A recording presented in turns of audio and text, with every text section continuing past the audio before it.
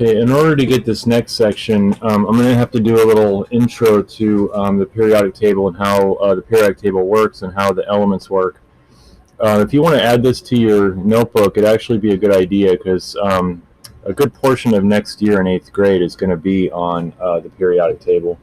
Okay, so, but if you could just pay attention, it'd be great. Now, the last section was on relative dating. This rock is younger than this rock, right? Because the rock layers on the top are younger than the ones underneath. There is a way, however, but that doesn't give us any like year, like it's 10 million years old, it's 14 million years old. By using radioactive dating, we can actually determine the actual age of the rock in years, and that's what this section is on. Now, this radioactive dating can only work with igneous rocks. It can only work with volcanic rocks. It can't work with sedimentary or metamorphic. It has to be igneous because the elements have been recently formed, okay, in the rock. Okay, so I'm going to go over how the periodic table works, just in general. And this is going to take a little while, so kind of kick back and relax and just kind of watch this and how it works. So if I zoom in, I'm going to use small elements to make it a little bit easier. Okay, so I'm going to use lithium and I'm going to use beryllium. And sorry for the focus here. See if I can get that better. Oh, there we go. That's a little bit better. I'm going to use lithium and beryllium as my examples. And again, you can put this in your notebook or just pay attention. So the periodic table as a whole looks really complicated. But if you look at each individual box, it actually isn't that bad. There's the name of the element abbreviation, and then 2 numbers. And if all you pay attention to are those things, it's actually not that complicated. What makes it complicated makes it look complicated is because there's a lot of elements. Okay, so we're going to focus on these 2. Now, elements are made out of 3 particles. Okay, so elements are made out of 3 particles. They're made out of protons, which have a positive charge, electrons, which have a negative charge, and neutrons, which have no charge. They're neutral, which is why they're called neutrons. Okay, all this box tells you is how many of those particles there are. So I'm going to draw the lithium box, right? And I'm going to explain each number. So lithium is number 3. Its atomic number is 6.941, but we're just going to round that to 7. You just rounded the nearest whole number for these problems. And I'll just put the abbreviation. Okay, so we've got 3 particles. This number right here tells you how many protons there are, which are positive, and it tells you how many electrons there are. Okay, this number, so that's easy. I mean, beryllium has 4 protons, 4 electrons. Chromium has 24 protons, 24 electrons. Gold has 79 protons, 79 electrons. Okay, that's pretty simple. It's this number right here that gets a little bit trickier. This number is the number of particles in the nucleus of the atom, okay, which I'm going to draw a picture of it in a second. But it's the number of protons and neutrons added together. Okay, so we're going to put protons plus the neutrons equals that number. Well, we already know that there's 3 protons. So 7. So 3 plus n equals 7. What's n? Well, n is 4. So that means that there's 4 neutrons. Okay, so let's do potassium. Okay, so there's 39 total particles equals 19. That's for protons. I'll just put a little plus for protons. Plus n for neutrons. Okay, so how many neutrons? Well, there's 20. because 19 plus 20 is 39. Okay, so we're going to draw lithium to show you how this works. So this is what I mean by the nucleus. Okay, so I'm going to draw 7 circles in the center. 1, 2, 3, 4, 5, 6, 7. There's 3 protons.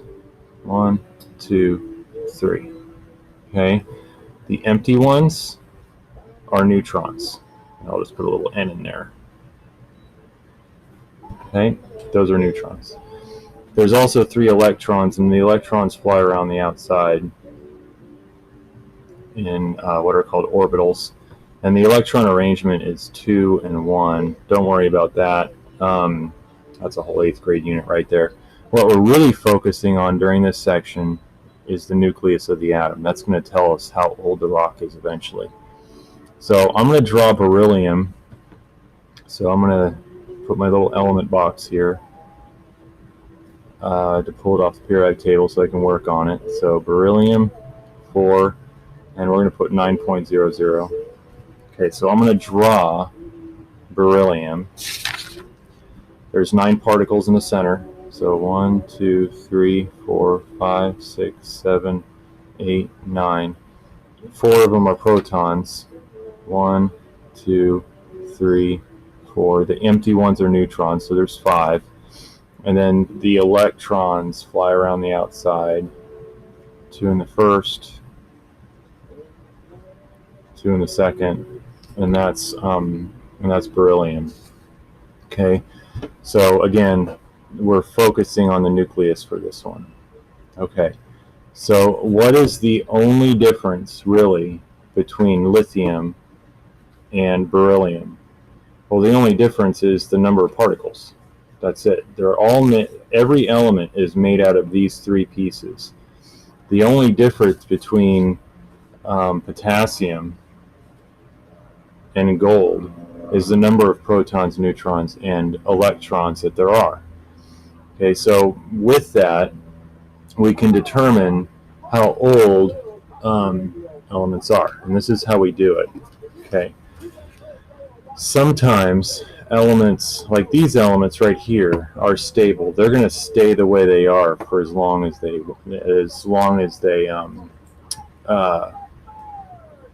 can. Okay, because they're stable. All right. Some elements are unstable. Okay, so we are going to draw an element. I'll just do lithium just so we're on that one. So 1, 2, or actually let's do beryllium. Let me show you how this works since we're familiar with those. So I'm going to say, now the protons are the ones that are the most important. Okay, so here we go. I'm going to draw beryllium. 1, 2, 3, 4, 5, 6, 7, 8, 9. I'm going to put 10. I'm going to put 10, and I'll show you why this is in a minute. I'm still going to put 1, 2, 3, 4. Okay, I'm going to put 4. Now wait a minute. Beryllium should have 9, but it has 10 particles in the center. Well, that is not stable, so it's going to throw a particle away in order to become stable, and it's going to throw away one of these protons. It's going to throw it away. Okay, when that happens, it changes the atomic number. It changes the atomic number from 4 to 3. So now it's not beryllium anymore. It's lithium, because lithium has 3 protons.